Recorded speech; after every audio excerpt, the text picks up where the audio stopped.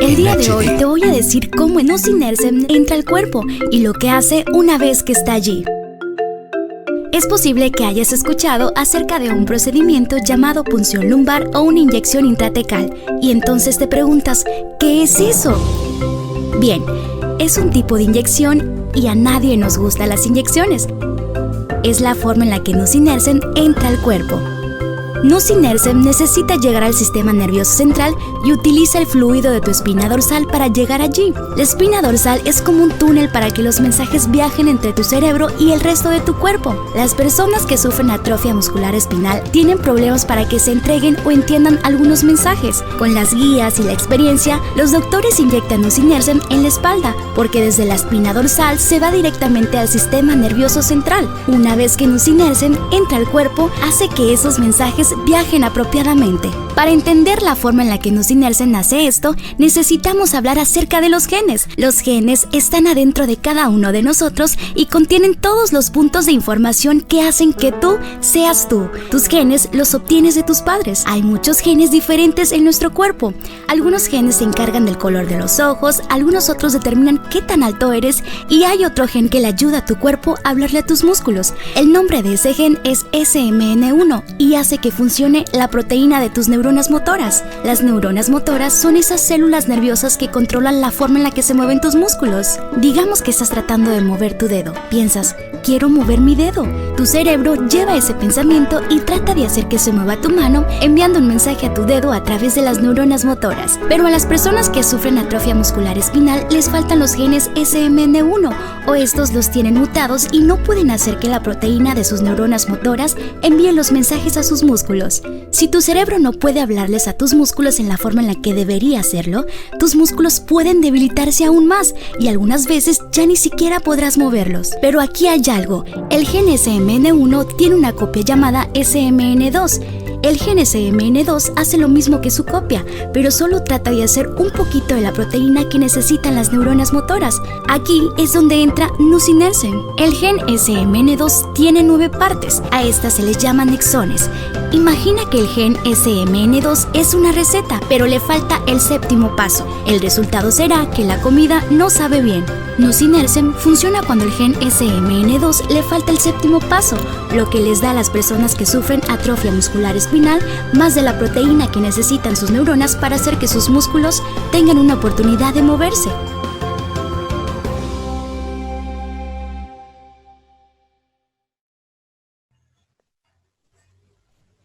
Hola, ¿qué tal? Muy buenos días. Bienvenidos al segundo día de nuestro cuarto encuentro internacional de neurociencias pediátricas.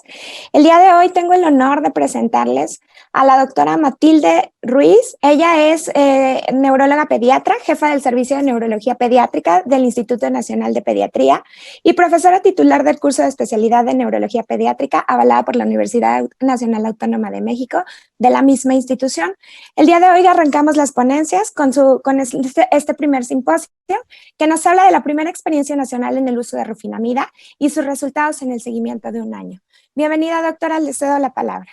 Muy buenos días tengan todos ustedes. Antes que nada quiero agradecer al doctor Barragán, al doctor Beristain y a los organizadores para permitirme estar aquí con ustedes y platicar un poco sobre cuál ha sido la experiencia de un grupo de trabajo sobre la introducción de rufinamida y el manejo de rufinamida en un grupo de niños con síndrome de Lennox-Gastaut.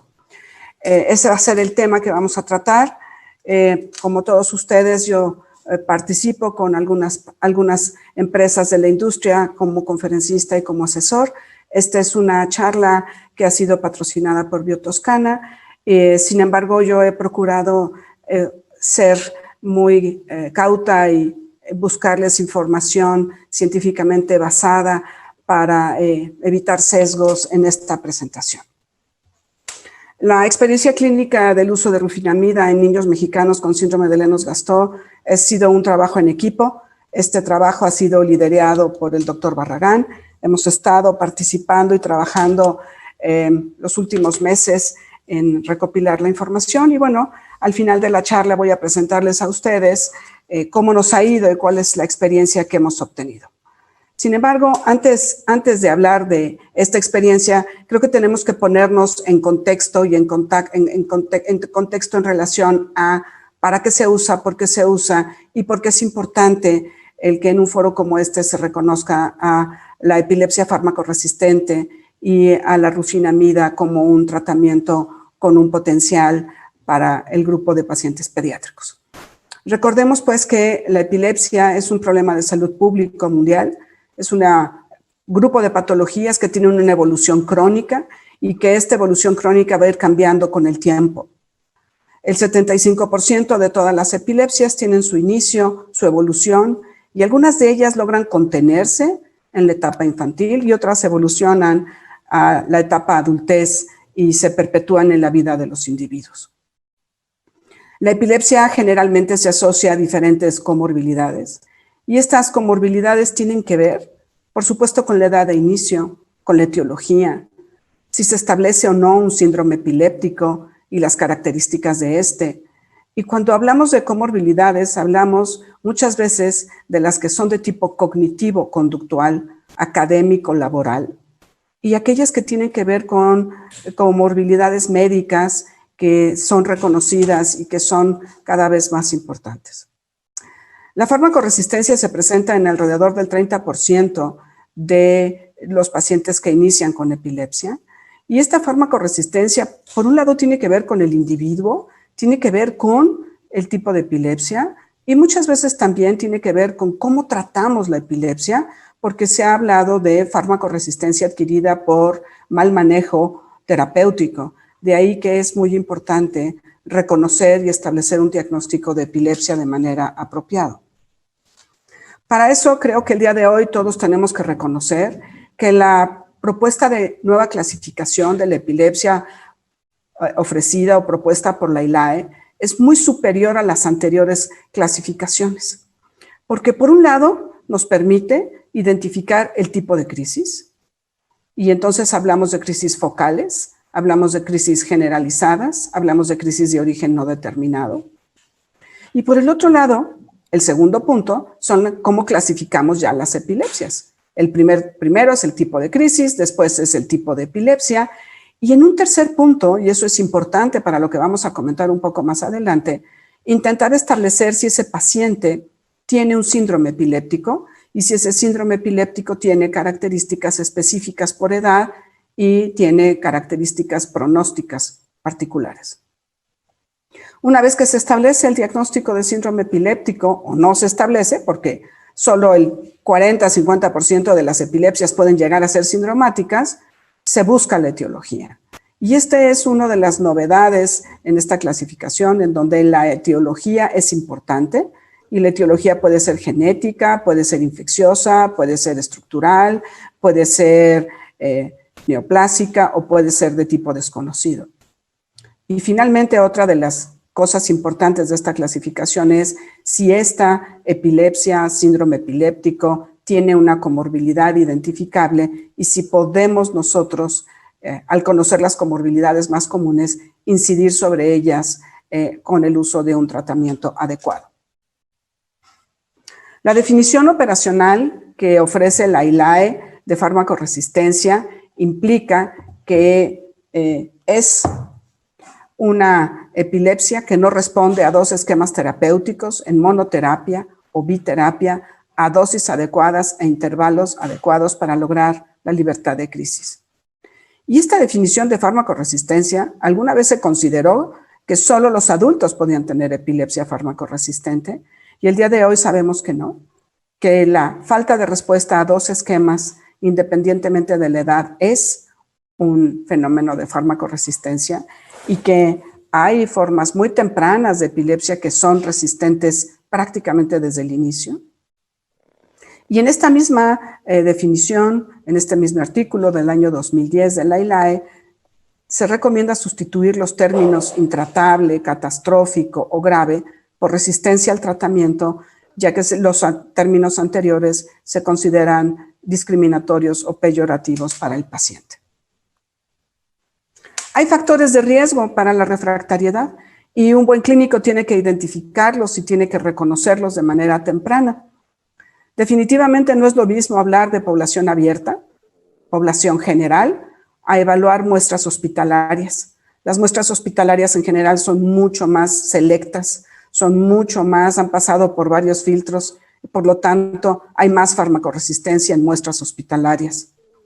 La edad es un factor determinante y el día de hoy sabemos que la edad pediátrica, específicamente los neonatos y lactantes, los adolescentes y los adultos mayores tienen ciertos factores de refractariedad que debemos de reconocer de manera temprana. Es importante también conocer la historia familiar, tanto de la patología de base, cuando esta es estructural, por ejemplo, la esclerosis tuberosa, como la historia familiar en algunas formas genéticas, como las crisis febriles plus o aquellos pacientes que tienen mutación del gen SCN1A. Y que generan grandes familias, extensas familias con fenómenos epilépticos que pueden tener un comportamiento monomórfico o pleomórfico. El tipo y número de crisis. Es importante intentar clasificar las crisis.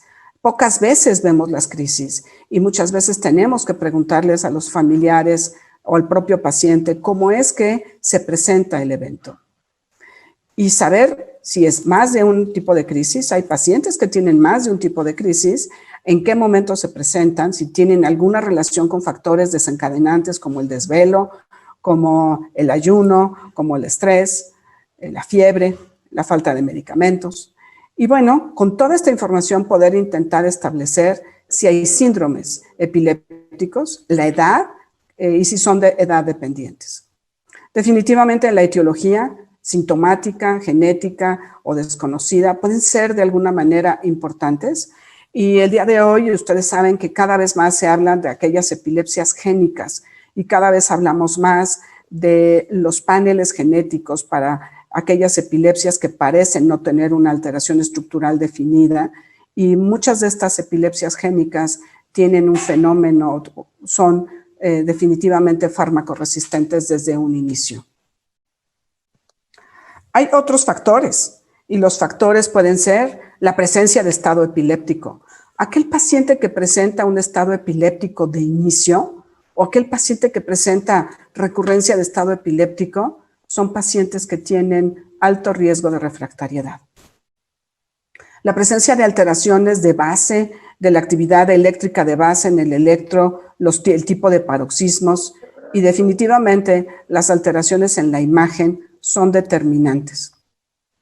Finalmente, se ha intentado identificar cuáles son, desde el punto de vista farmacológico, aquellos pacientes que pueden tener tendencia o riesgo de farmacoresistencia. Y bueno, en los artículos del doctor Brody, él establece que si hacemos una buena selección del esquema terapéutico, el 50% de los pacientes van a tener un buen control, 20% van a necesitar un segundo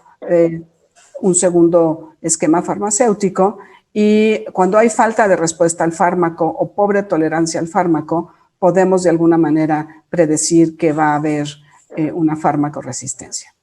Si sumamos todos los factores que hemos platicado y tenemos 2 o más factores de estos que hemos platicado, la edad, la etiología, el tipo de crisis, la presencia o no de estado epiléptico, las anormalidades en el electro, podemos, desde el punto de vista clínico, predecir que el paciente que tenemos va a tener una alta frecuencia de refractariedad y por lo tanto va a requerir que seamos muy cuidadosos y probablemente que elijamos de manera muy específica el esquema terapéutico y probablemente que seamos mucho más agresivos en el tipo de fármaco a considerar.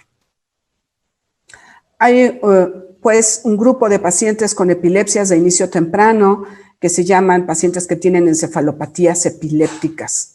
Y estos pacientes en general tienen un grupo de edad específico. Estas encefalopatías son formas graves de epilepsia, refractarias todas ellas, que inciden negativamente en el proceso de neurodesarrollo. Muchas veces la fisiopatología no está bien definida, pero sabemos que cuando tenemos epilepsias graves, farmacoresistentes, con actividad eléctrica constante, vamos a tener una gran comorbilidad asociada con discapacidad intelectual, alteraciones córtico-espinales, córtico-vulvares, neumopatía crónica, desnutrición y muerte temprana. ¿Qué es importante de estas encefalopatías? Bueno, que muchas de ellas tienen nombre, muchas de ellas están incluidas dentro de los síndromes epilépticos, edades dependientes, y una de ellas es el síndrome de Lennox-Gastaut, del cual vamos a hablar un poco más adelante de manera extensa. Esta es la propuesta de la ILAE en cuanto a la terminología revisada para la Organización de Crisis Epilépticas del 2010. Y en esta se establecen los síndromes electroclínicos, que muchos de ellos tienen que ver o están determinados por edad, y están los grupos del recién nacido, los de la lactancia y los de la infancia, en donde les puse una estrella, porque aquí es donde se involucra el síndrome de Lennox-Gastaut. Ustedes saben, también hay unos de la adolescencia y del adulto, y otros de edad de inicio no determinado, que muchos de ellos tienen, o que la identificación electroclínica de estos síndromes nos permite predeterminar si es un paciente que tiene crisis de ausencia infantil, que va a tener un buen pronóstico, que va a tener una buena respuesta terapéutica. No así si hablamos de síndrome de West o si hablamos del síndrome de Lennox-Gastaut característico de la etapa infantil. El síndrome de Lennox-Gastaut fue reconocido por Gibbs y Gibbs en 1961. Es una de las epilepsias paradigmáticas refractarias que tenemos aún el día de hoy. Representa el 3 al 5% de todas las epilepsias infantiles y se dice que 2.6 se presenta en 2.6 por 10,000 niños menores de 10 años de edad. 20 a 40%, dependiendo de la casuística que ustedes revisen, van a tener antecedentes de espasmos infantiles y 2/3 partes de ellos son sintomáticos. De lo que hemos podido revisar, estos sintomáticos son secuelas de encefalopatía hipóxica, algunos pacientes con antecedentes de síndrome de West y esclerosis tuberosa, algunos pacientes con enfermedad cerebrovascular, pacientes con antecedentes de neuroinfección, que probablemente son malformaciones cerebrales, que probablemente son las causas más comunes identificadas en nuestro medio. Característicamente, pues, son niños mayores de 1 año, menores de 10, que empiezan con diferentes tipos de crisis convulsivas. Característicamente, las crisis tónicas en sueño se presentan en la mayoría de los pacientes. Puede haber estas famosas crisis atónicas o head drops, drop attacks, en donde el paciente cae bruscamente y se golpea la frente o la barbilla o el mentón, como si fuese aventado por alguien por atrás. Y son crisis muy dolorosas porque se presentan múltiples veces al día, son muy refractarias al tratamiento, lastiman físicamente la cara de los pacientes y además en el momento en que el paciente cae al piso y se despierta, ya está, y lo levantamos, ya está despierto y tiene dolor en su cara. También tienen ausencias atípicas, muy parecidas a las ausencias de la infancia, pero más prolongadas, y algunas crisis focales motoras o no motoras. De tal forma que un paciente puede llegar a tener 4, 5 diferentes tipos de crisis al mismo tiempo y esto va deteriorando sus funciones y su desarrollo. La mayoría de estos pacientes tienen discapacidad intelectual y trastornos de conducta. Muchos de ellos tienen conducta hiperactiva, impulsiva, a veces severamente agresiva. Con el paso del tiempo, si no logramos un control, aparte de estados epilépticos recurrentes, va a haber un deterioro cognitivo. Estos pacientes evolucionan, no se mantienen todo el tiempo con 4 o 5 tipos de crisis, van evolucionando y cuando el síndrome de Lennox-Gastaut persiste en edad adulta, se transforma a una epilepsia focal de tipo refractario. Quiero presentarles a ustedes esta imagen que me hizo el favor de obsequiar el doctor Eduardo Barragán. Es un paciente que muestra un patrón de punta onda lenta, con una actividad de base deprimida, con periodos pseudodecrementales, que el paciente está con la mirada fija y recuerda a una ausencia atípica. Este es un paciente de 9 años con crisis epilépticas refractarias, hipertonía bilateral, como si se estuviese abrazando, los ojos desviados a la mirada, desvía los ojos a la izquierda, como mirando a la lesión, desde que tiene 3 años de edad y tiene un patrón de polipunta. En el Lennox-Gastaut existe un electroencefalograma característico y es este electroencefalograma que se conoce como triada electroencefalográfica en el síndrome de Lennox-Gastaut, en donde aparece la actividad de base desorganizada, que fue la que les presenté en el electro primero, un patrón de punta onda lenta, menor a 3 ciclos por segundo, y paroxismos con actividad rápida en sueño, tal y como vamos a ver en las siguientes diapositivas. Vean ustedes, este es un masculino de 12 años con retraso, discapacidad intelectual severa, síndrome de Lennox-Gastaut. Aquí vemos la actividad de base lenta, poco organizada, y estamos viendo los paroxismos de punta onda lenta, cada vez de mayor voltaje, que se presentan a menos de 3 ciclos por segundo. Y este es otro paciente con síndrome de Lennox-Gastaut, el mismo paciente con síndrome de Lennox-Gastaut, pero que está en sueño, y en donde aparece la actividad de polipunta de 10 Hz, 10 rayitas en un segundo, asociada a crisis tónicas como las que presenciamos, las cuales se presentan preferentemente en el sueño. Estos pacientes evolucionan hacia la adultez. Recientemente estamos viendo pacientes que tuvieron síndrome de Lennox-Gastaut cada vez más frecuente, porque hemos modificado la historia natural de la enfermedad. Durante mucho tiempo estos pacientes fallecían entre los estados epilépticos, complicaciones neumónicas, broncoaspiración, y el día de hoy la medicina les ha ofrecido un mejor control de crisis sin ser una epilepsia que se controle de manera específica todo el tiempo. Estos pacientes, sin embargo, tienen frecuentemente muerte prematura, hasta el 10% se ha referido, algunos de ellos como complicaciones de accidentes durante las crisis, descompensaciones y estados epilépticos recurrentes. Esto sí lo hemos limitado mucho con los nuevos fármacos, pero acuérdense que también existe el síndrome de muerte súbita asociada a alteraciones cardíacas y a bloqueos cardíacos en pacientes con crisis no controladas específicamente durante el sueño. Aunque el síndrome de muerte súbita, el SWAP, es más común en adultos, no debemos dejar de pensar que los niños pueden llegar a tener esta eventualidad. El patrón de crisis convulsivas, como les dije, preferentemente persisten las crisis tónicas. Las atónicas tienden a desaparecer con la edad y persisten las crisis focales del lóbulo frontal, generalmente son extratemporales. Y hay cambios en el patrón electroencefalográfico. Con la edad persiste la actividad lenta, desaparece el patrón de punta onda generalizado y aparecen fenómenos muchas veces multifocales. Los pacientes con síndrome de Lennox-Gastaut tienen discapacidad intelectual en un 70% y trastornos del aprendizaje, especialmente cuando tienen menos de 17 años. Sin embargo, cuando cruzan la edad de la adultez, el 99% de ellos los llegan a presentar. Y esto de alguna manera ha hablado de lo que yo les presentaba hace un momento sobre las encefalopatías epilépticas. El fenómeno epiléptico persistente con alteraciones de actividad de base genera un fenómeno de deterioro cognitivo. Y esto se ha asociado a lo que se llaman los fenómenos de plasticidad negativa, asociado también a trastornos neuropsiquiátricos, cuadros de psicosis asociados a descompensaciones epilépticas.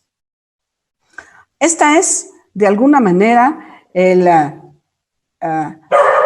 escenario en el síndrome de Lennox-Gastaut. Es un escenario realmente muy complejo, muy complicado para las familias y para los pacientes. ¿Cómo los tratamos? Bueno, buscamos hacer un tratamiento integral de la epilepsia, en donde primero busquemos suprimir el fenómeno paroxístico clínico y regular el fenómeno electrofisiológico, con la idea de evitar complicaciones y accidentes.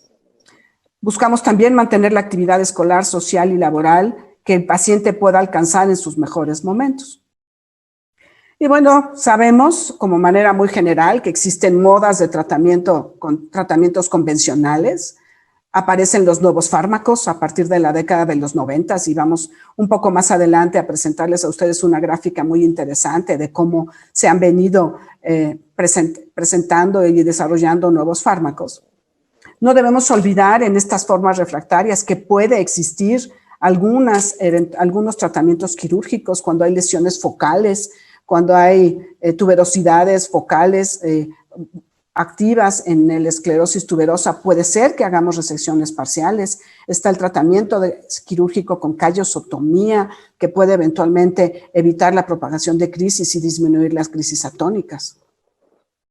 También considerar los tratamientos especiales en donde los esteroides, la dieta cetogénica, la electroestimulación y los fármacos en estudio tienen un papel muy importante.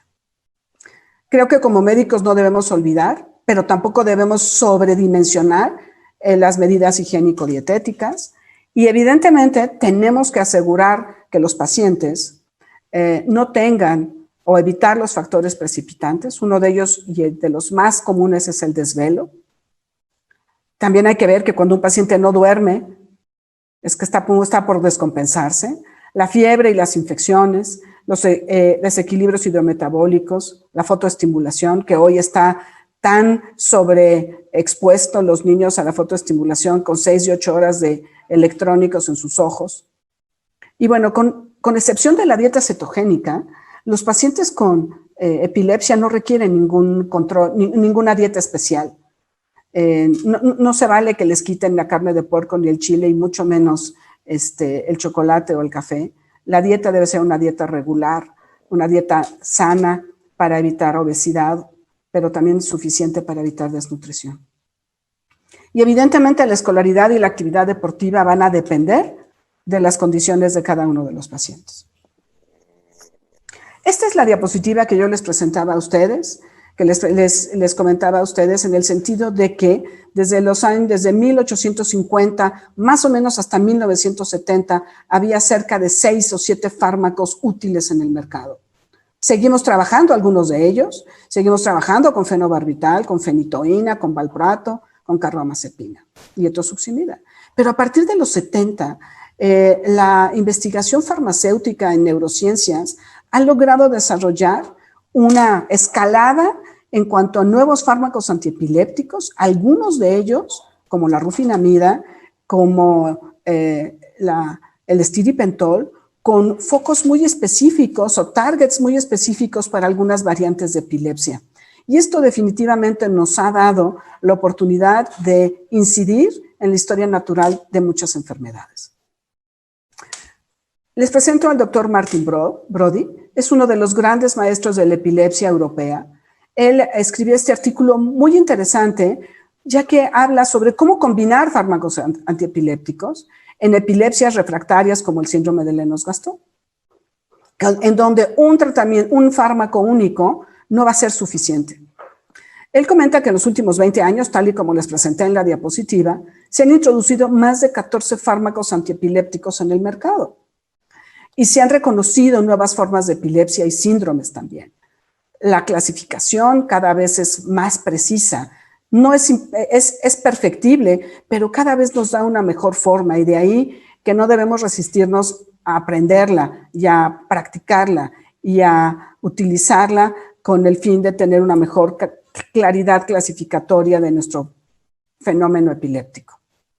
Él también refiere que se identificaron fármacos para entidades específicas y el día de hoy sabemos que si tenemos un síndrome de West producido por una esclerosis tuberosa, el tratamiento indicado es la vigabatrina.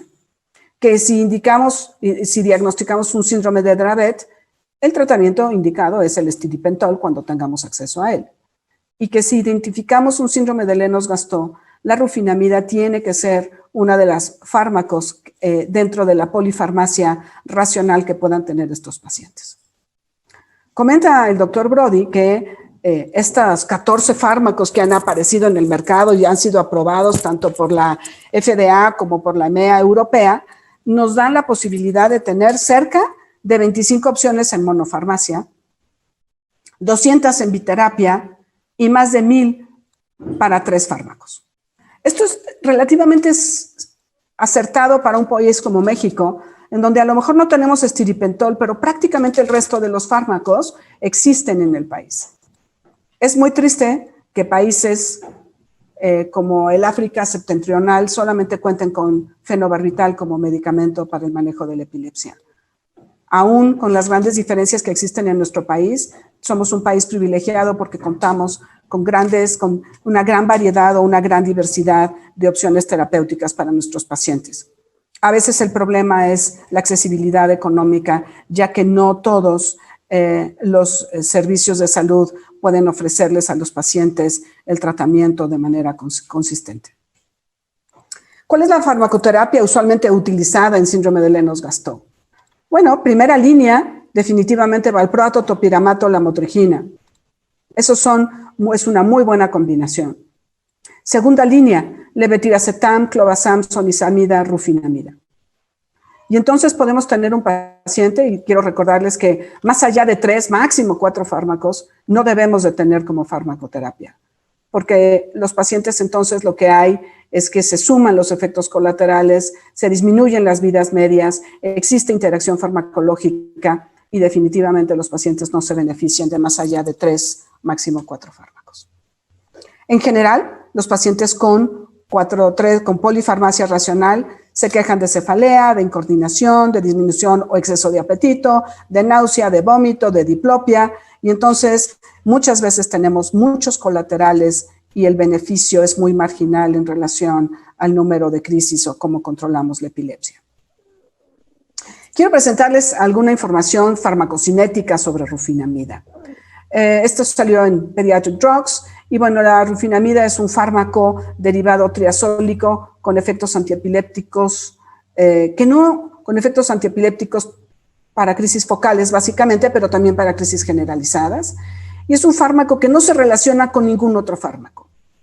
Es una molécula de tal forma como lo fue en su momento levetiracetam, que era una molécula diferente al resto de los fármacos. Fue aprobado por la Comisión Europea, EMEA, y por la FDA en el año 2007 y 2008, y su indicación es el tratamiento en terapia de adición para crisis asociadas a síndrome de Lennox-Gastaut, en niños de 4 años, en adolescentes y en adultos. Y bueno, hasta el año pasado había 53 países que habían aprobado el medicamento para epilepsia refractaria y para síndrome de Lennox-Gastaut. Actúa prolongando el estado inactivo de los canales de sodio. Ustedes saben que los canales de sodio es uno de los targets más específicos para el tratamiento de la epilepsia. No todos los antiepilépticos actúan sobre canales de sodio, pero se sabe que si se actúa sobre diferentes partes en los canales de sodio, podemos tener un efecto diferenciado y sumatorio entre los diferentes fármacos antiepilépticos. Limita el disparo excesivo de los potenciales de acción y bueno, esto hace que se estabilice la membrana, tiene una buena biodisponibilidad, entre el 70 y 85%, tiene una baja unión a proteínas. Su vida media es de 6 a 10 horas, con 2 administraciones al día es suficiente. Su farmacocinética es no lineal y esto es algo muy importante porque una vez que estamos alcanzando la dosis terapéutica, pequeños incrementos pueden llegar a generar incrementos importantes en las concentraciones séricas y tenemos que ser cuidadosos de no llevarlo a la toxicidad. La unión a proteínas es baja, como les decía, por lo tanto la fracción libre es alta y tiene una buena biodisponibilidad. Se metaboliza por la carboxilesterasa y es un metabolito inactivo y es excretado por la orina. Y si bien la rufinamida no afecta las concentraciones séricas de otros fármacos, si el paciente está tomando o se le añade fenitoína, fenobarbital o primidona y ácido valproico, estos sí pueden afectar la depuración de rufinamida e incrementar sus concentraciones. Y desgraciadamente no existe el día de hoy una forma de medir barata y asequible de medir las concentraciones de rufinamida en sangre. En el año 2011, este es un artículo muy interesante sobre un metaanálisis que se hizo para evaluar la eficacia de la rufinamida en epilepsias farmacoresistentes. Y entonces nos recuerdan que es un medicamento no relacionado a otros fármacos antiepilépticos, un derivado triazólico que actúa sobre canales de sodio y que está indicado en niños mayores de 4 años y en epilepsias focales de otra etiología, no necesariamente asociadas a Lennox-Gastaut, en mayores de 12 años. Este es un metaanálisis en donde se conjuntaron 918 pacientes y tenía muestras de estudios entre 25 y 260 pacientes. Ellos establecen que dosis de más o menos de 45 miligramos por kilo logran la reducción del 50% de los eventos convulsivos focales y de crisis atónicas y por lo tanto consideran que es un buen fármaco para terapia de adición.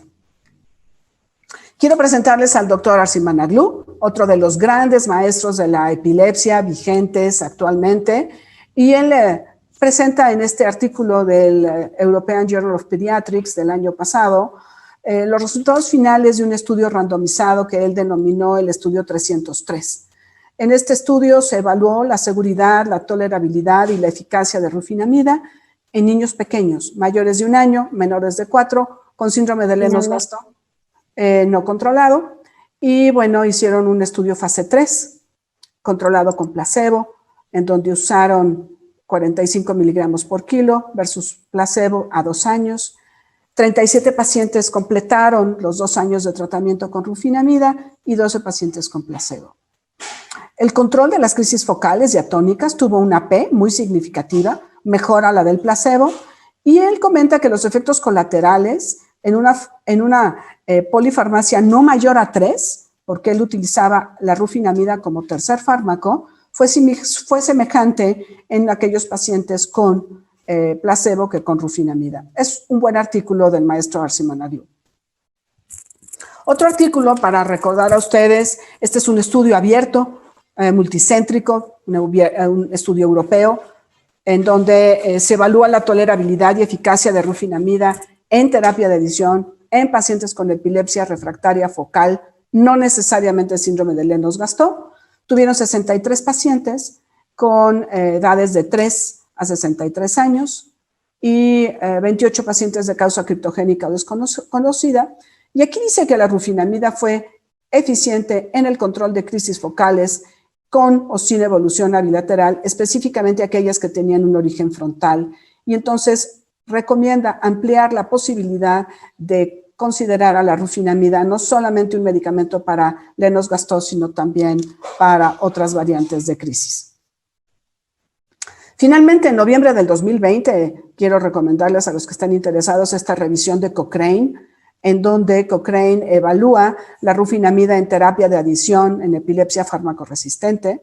Y entonces ellos evaluaron 1,759 pacientes. Fueron 6 ensayos doble ciego, 2 ensayos con pacientes con síndrome de Lennox-Gastaut, adultos de 18 a 80 años. Esto es, inclusive se usa en adultos mayores, en donde hay que ser muy cuidadosos con los fármacos por los efectos colaterales. Y en niños mayores de 4 años, y los tiempos de exposición fueron de 26 a 96 días. Esta revisión Cochrane, finalmente, lo que acaba concluyendo es que es útil la rufinamida en terapia de adición para el manejo de epilepsia refractaria, especialmente en síndrome de Lennox-Gastaut, pero no exclusiva, que es una buena opción. Sin embargo, ellos documentan o dicen que no se puede documentar el efecto a largo plazo por el tipo de estudios que revisaron a no más de 96 días, que son 3 meses, y tampoco se puede recomendar al momento, con esta información, la utilidad de rufinamida como fármaco en monoterapia. Sin embargo, deja la posibilidad abierta de que pudiese más adelante existir información al respecto. La experiencia clínica de rufinamida en población mexicana pediátrica con síndrome de Lennox-Gastaut. Este es un trabajo de equipo, como les decía yo a ustedes. La idea fue evaluar la respuesta clínica de rufinamida en una muestra de niños mexicanos con el diagnóstico de síndrome de Lennox-Gastaut. Ese fue nuestro objetivo principal y el objetivo secundario es determinar si había algún beneficio farmacoeconómico al introducir un medicamento nuevo como este. Fue un estudio prospectivo, analítico. Los criterios de inclusión nos pusimos de acuerdo: pacientes mayores de 4 años, con más de 5 crisis epilépticas por semana, con el diagnóstico de epilepsia refractaria y un síndrome de Lennox-Gastaut. Se pidió a los familiares el consentimiento informado y entonces se excluyeron pacientes que pudiesen tener una enfermedad progresiva o un trastorno degenerativo metabólico, y decidimos evaluar a los pacientes en 3 momentos al punto de corte. La primera es la fase basal, la parte inicial, después a las 12 semanas, el periodo de evaluación fue de 12 semanas y se establecieron cada 2 semanas incrementos del fármaco, empezando con dosis de 10 miligramos por kilo y subir incrementos hasta alcanzar la dosis de 40 miligramos por kilo. Este es el grupo, parte del grupo. Me faltaron algunas fotos de los que no se dejan fotografiar, de los que a veces no les gusta, pero somos todos amigos, compañeros e interesados por el manejo de la epilepsia y del tratamiento de los pacientes con síndrome de Lennox-Gastaut. Este es el nombre de los participantes, fueron 13 sitios y bueno, finalmente se han podido reclutar 16 pacientes. Los tipos de crisis fundamentalmente fueron atónicas, crisis de caída y ausencias atípicas. Se ha observado una respuesta favorable en más del 60% de los pacientes, con una reducción del 50 al 75%. La dosis promedio de eficacia fue 40 miligramos por kilo y se documentaron efectos secundarios como la sedación, básicamente. El número promedio de fármacos fue de 4. No quiero recordar que el doctor Arsimanoglu decía o dice que lo ideal es reducir el número de fármacos cuando se puede a máximo 3 fármacos. ¿Qué conclusiones podemos llegar a tener nosotros? Es el uso frecuente de FAES en estos pacientes, el uso de polifarmacia genera múltiples efectos secundarios y representa un gasto importante para las familias, toda vez que muchos de estos fármacos no están incluidos dentro de lo que antes era el Seguro Popular o lo que hoy es el INSABI. Son frecuentes las hospitalizaciones por descompensación en estos pacientes también.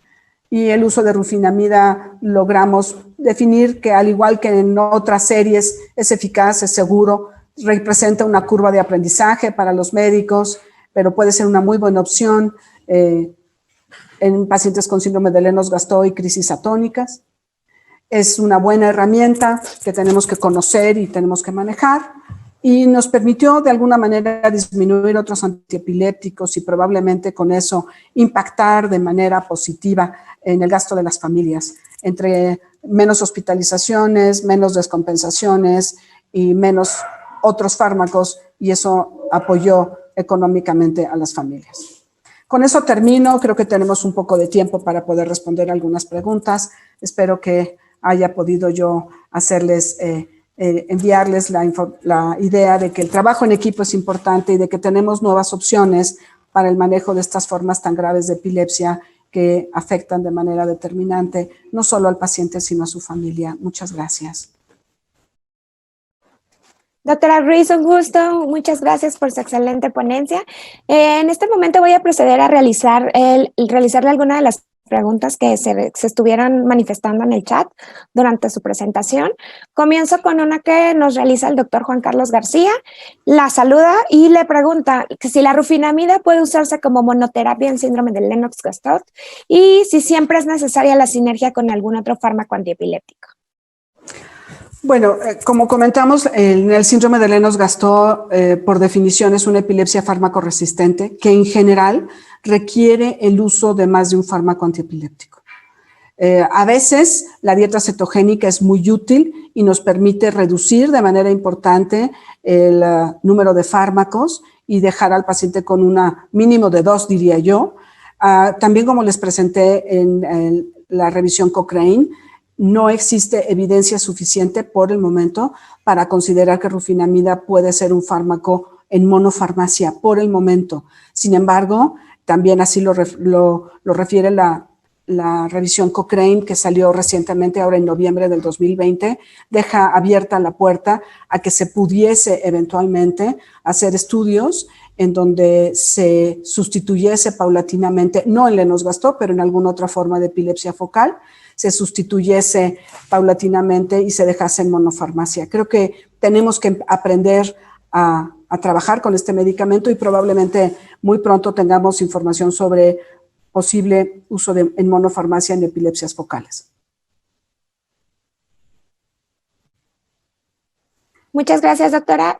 Continuando con las preguntas, le pregunta la doctora Quintana, la doctora Verónica Quintana, la saluda y le envía muchas felicitaciones por su excelente ponencia. Y nos hace la pregunta, ¿cuál sería el fármaco con mejor sinergia en rufinamida para el tratamiento de síndrome de Lennox-Gastaut? No creo que haya una información científica absoluta, pero los fármacos que mejor sinergia han probado es valproato con lamotrigina, a pesar de la posibilidad de que valproato y lamotrigina pudiesen generar el rash o pudiesen generar un Steven Johnson. Creo que es la biterapia que ha demostrado ser más eficiente en los estudios que se han podido hacer. Y creo que valproato, lamotrigina, rufinamida, valproato, clobazam, rufinamida, valproato, topiramato, rufinamida podrían ser buenas opciones en donde estuviésemos cubriendo nosotros crisis focales, crisis generalizadas dentro de estas, las atónicas y las ausencias atípicas. Perfecto, muchas gracias. La siguiente pregunta viene de la doctora Isabel. Le pregunta si la rufinamida, siendo un inhibidor de los canales lentos de sodio, exacerba las mioclonías y las ausencias como otros fármacos bloqueadores de canales de sodio. No está definido. De hecho, si ustedes ven que una de las opciones para ausencias atípicas puede ser rufinamida, no tengo información de que sea uno de los medicamentos que las exacerbe. Yo pensaría que al trabajar sobre los canales lentos, inhibir la sobreexcitabilidad puede ser un fármaco útil de amplio espectro. Perfecto, muchas gracias. La siguiente pregunta la realiza la doctora Domingo y le pregunta, ¿por qué considera que no contraindiquemos los estimulantes como la cafeína como parte de las medidas higiénico-dietéticas? Bueno, es una pregunta muy importante porque con mucha frecuencia los papás nos están diciendo, le tengo que quitar el café, le tengo que quitar los refrescos, le tengo que quitar el chocolate. La verdad es que a menos de que uno tome dosis muy consistentes y muy altas de café, no hay ninguna evidencia científica que diga que tenemos que limitar estos alimentos en el manejo de las epilepsias. Son medicamentos que generan a lo mejor un mejor estado de alerta, mejor estado de concentración. Inclusive alguna vez se trataron dosis altas de cafeína para el trastorno por déficit de atención. Pero una cosa es mejorar la atención y otra cosa es generar proepileptogénesis. Y eso no se ha podido demostrar. Por lo tanto, creo que el que un paciente tenga una limitante menos, porque tener epilepsia implica saberse cuidar y tener una serie de limitantes en algunas actividades, no implica que tenga yo que limitar el manejo de la alimentación cuando no existe una evidencia suficiente para limitar el café o el chocolate o otros alimentos de los cuales se dice todos los días. Gracias, doctora. La siguiente pregunta la realiza la doctora Angélica Sánchez. La felicita por la ponencia y le pregunta que en su experiencia, ¿cuánto es el tiempo que recomienda usar el clobazam como manejo agregado en las crisis atónicas de síndrome de Lennox-Gastaut?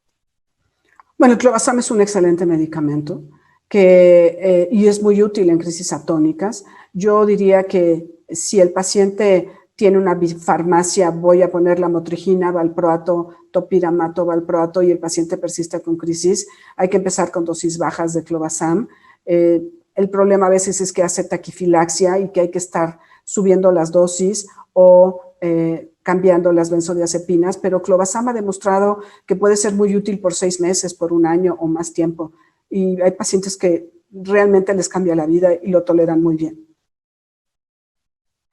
Gracias, doctora. La siguiente pregunta viene del doctor Alarcón La saluda, la felicita por su ponencia y le pregunta, ¿es posible la asociación entre rufinamida y clobazam como estrategia de control de crisis atónicas en pacientes que no se controlan con un solo fármaco o es preferible considerar otro fármaco en asociación para este tipo particular de crisis?